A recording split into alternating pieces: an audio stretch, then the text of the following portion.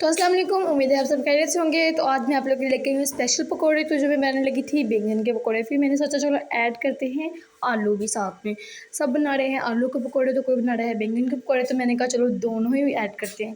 तो उसके लिए मैंने मैदा लेके उसके अंदर डाला मैंने सूखा धनिया, जो आप देख रहे हैं। सूखा धनिया डालने के बाद मैंने उसके अंदर डाला लाल मिर्च ऐड किया। एक स्पून सब चीज़ें ऐड करनी है, मैंने सारे मसाला जात ऐड करने हैं।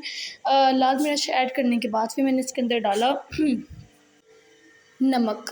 नमक 1 चम्मच ऐड करने के बाद फिर मैंने उसके अंदर डाला ये चाइनी नमक का बहुत ही अच्छा जायका होता है। फिर मैंने इसके अंदर हल्दी ऐड किया। हल्दी ऐड मैंने इसलिए किया ताकि इसका खूबसूरत रंग आ जाए।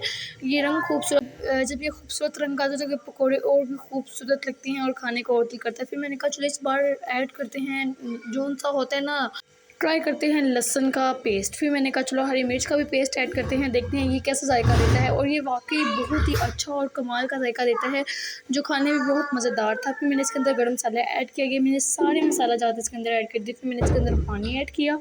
देखिए आप जिस हिसाब से आपका मसाला हो उस हिसाब से आप इसमें पानी ऐड कर सकते हैं।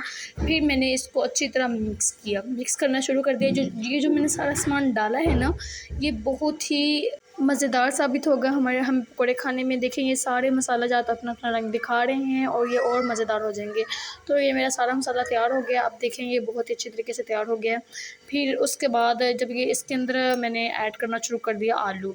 बैंगन के पकौड़े बना रही थी, लेकिन मैंने कहा चलो साथ में आलू को भी ऐड करते हैं।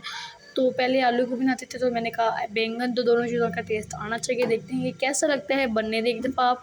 तो फिर मैंने आलू कट किए, देख सकते हैं आप किस साइज़ में कट किए, आपकी मर्ज़ी, आप जिस मर्ज़ी साइज़ में कट कर सकते हैं। फिर मैंने जो उनसे बैंगन लिया, बैंगन को भी मैंने ये वैसे जो बैंगन है ना, ये बहुत ही मज़ेदार जायका देता है, बहुत ही टेस्टी जायका देता है जब ये बनता है, तैयार होता है।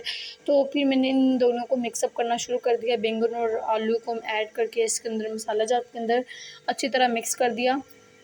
देखें अब ये मिक्स हो रहा है, ठीक ठाक लग रहा है देखने में भी। तो ये फिर मैंने इनको तलना शुरू कर दिया, फ्राई करना शुरू कर दिया।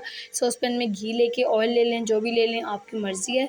फिर मैंने इसको फ्राई करना शुरू कर दिया। तो ये देखें बहुत ही फ्राई हो रहा है ये बहुत ही। जब ये ब्राउन हो जाएगा ना ऊपर से भी नीचे से भी, तब हमें पता चल जाएगा कि ये वाकई फ्राई हो चुके हैं। तो अब ये तैयार हो रहे हैं दोनों बैंगन और आलू के पकौड़े।